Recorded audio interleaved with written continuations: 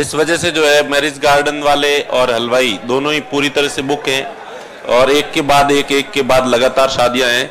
और पहले के जमाने में तो क्या होता था कि जिस दिन सावा होता था उससे एक दिन पहले या एक दिन बाद ही रिसेप्शन होता था, लेकिन आजकल गार्डन की अवेलेबिलिटी और जो हलवाई है इनकी अवेलेबिलिटी नहीं होने की वजह से 4 दिन पहले भी रिसेप्शन रख लेते हैं, 4 दिन बाद में भी रिसेप्शन रख लेते हैं, तो एक सावा 10 दिन कवर कर लेता है और उस 10 दिन के दौरान फिर कोई दूसरा सावा आ जाता है। तो इस वजह से ये सामने जो गार्डन है ये फोन ही पिक नहीं कर रहे हैं। इन्होंने क्लियरली कह रखा है कि जब तक सावे हैं तब तक फोन करने की जरूरत मत करना। पर यह है कि अब जैसे ही पर ये देवता कब सोएंगे? अब थोड़े बीच बीच में अपने देवों को जो है, तो अब आप लोगों के भंडारे का ध्यान रखते हुए मुझे लगता है कि देवताओं को बीच बीच में सोता रहना चाहिए, थोड़ी थोड़ी झपकी पावर नैप जो है इनको लेनी चाहिए बीच बीच में। ये क्या फिर लंबे सोते हैं, ठेठ बुद्ध पूर्णिमा के आसपास सोएंगे, ठीक है, आषाढ़ की पूर्णिमा को सोएंगे, हाँ कब तो उसके आसपास जो सोएंगे और फिर ठेठ बाद में उठेंगे। तो पर मेरे ख्याल से अभी सावों की ये जो 25 तारीख 22 तारीख वाला सावा लास्ट है, इसके बाद है क्या कोई? और 22 वाले सावे के रिसेप्शन 25 तारीख तक है, तो उसके बाद अपन जल्द ही जैसे ही अवेलेबिलिटी होती है और कंपेंसेशन भी होगा, इस बार अगला भंडारा जल्दी ही 20 दिन के अंदर अंदर कर देंगे। ये ठीक है, जो पहला होगा उसके 20 दिन के अंदर दूसरा भंडारा भी जो है वो हो जाएगा। तो और इन बिटवीन हमने बीच में ये भी कोशिश की थोड़े कोई समोसे वगैरह ये जो है कुछ खिला, ऐसे नहीं है? तो चलो खैर करते हैं। देखिए अब देखो बोनी इतने दिनों बाद आया हूं, पहले दिन पढ़ाई कर लेते हैं। तो सबसे पहले तो मैं आपसे पूछूंगा, मैंने आप लोगों को जो 2-3 बातें गुरु मंत्र सिखाए थे वो गुरु मंत्र फॉलो कर रहे हो या नहीं कर रहे हो? सबसे पहला जो गुरु मंत्र था वो ये था, रोजाना शाम को खाना खाने के बाद 1 घंटे वॉक करना है और आपने पिछले 10 दिन में क्या पढ़ा है उसको रिवाइज करना है। और मुझे पता है कि आप उसको फॉलो नहीं कर रहे, और जो फॉलो नहीं कर रहे हैं उनके लिए राम किसी को मारे नहीं, प्यारा राम अपने आप मर जाओगे तुम कर कर खोटे काम। हंस हंस के कह और रहे हो, ये तुम्हारे लिए ही है, तुम ही हो जो अपने आप मरोगे, कोई और नहीं मारेगा तुम्हें, ठीक है। और दूसरा मैंने कहा था कि सुबह उठते ही 15 मिनट तक जो है पलंग पर बैठे बैठे कुछ भी नहीं करना है, सीधा उठते ही पलंग पे बैठते ही जो है वो 15 मिनट तक रिवाइज करना है कि कल क्या पढ़ा था, परसों क्या पढ़ा था। नहीं है याद? ये कितने लोग इन दोनों चीजों को फॉलो कर रहे हैं सिंसियरली? 1 2 3 4। तो बस आप लोगों के लिए हे ईश्वर इन बच्चों माफ मत करना।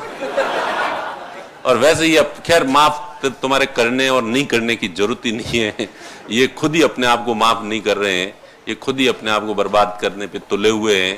तो होने दे, इनकी इच्छा ही यही है। तो ये आप पता नहीं क्यों उन बातों को सीरियसली नहीं ले रहे हैं।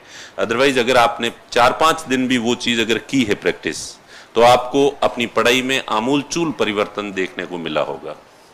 सामान्यतया हम पढ़ते हैं, थोड़े दिनों बाद चीजों को भूल जाते हैं, तो जो पढ़ी हुई चीजों को जब भूल जाते हैं तो फिर पढ़ने का उत्साह नहीं बना रहता। आप आदमी को अंदर से ही लगता है क्या मतलब इतना रट रहे हैं, फिर थोड़े दिन बाद फिर भूल जाएंगे, और फिर चीजें चूंकि याद नहीं रहती है, भूल जाते हैं, तो नई चीज जो पढ़ते हैं उसको और जो पुरानी चीज पढ़ी हुई है उसको कोरिलेट भी हम नहीं कर सकते। इसलिए तुलनात्मक स्टडी जो है वो कंपैरेटिव स्टडी भी नहीं हो पाती है। इससे हमारे कंसेप्ट्स नहीं बनते हैं, हमारे विचार नहीं बनते हैं, हमारे थॉट्स नहीं बनते, हमारी आइडियोलॉजी नहीं बनती है। और वो अगर नहीं बनती है तो फिर पढ़ाई के प्रति हमारा उत्साह उतना नहीं रहता है।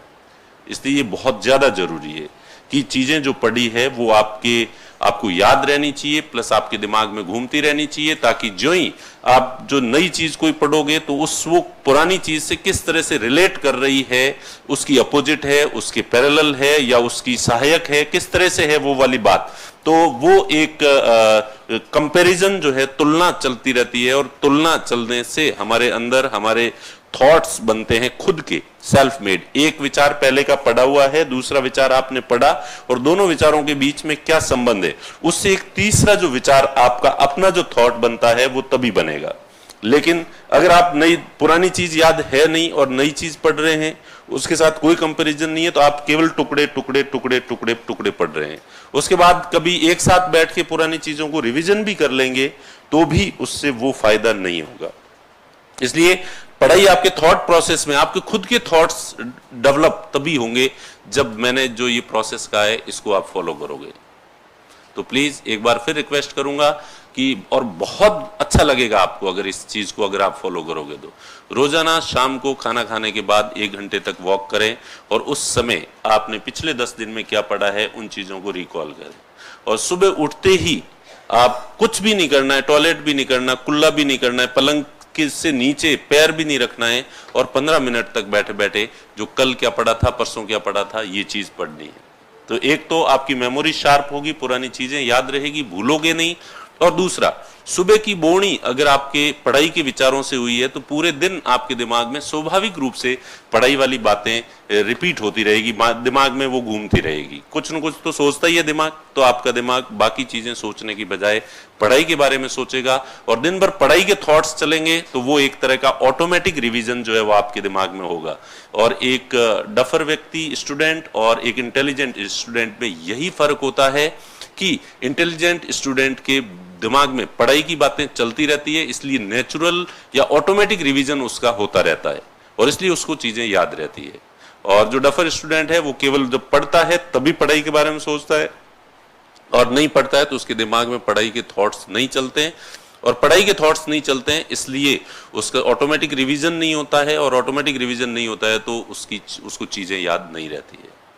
तो ये मेरी तो एक बार फिर सीरियस रिक्वेस्ट करूंगा मैं आप लोगों से, अगर इस चीज को माने तो आपकी पढ़ाई 1 गुना नहीं, 2 गुना नहीं, 10 गुना ज्यादा इंप्रूव हो जाएगी।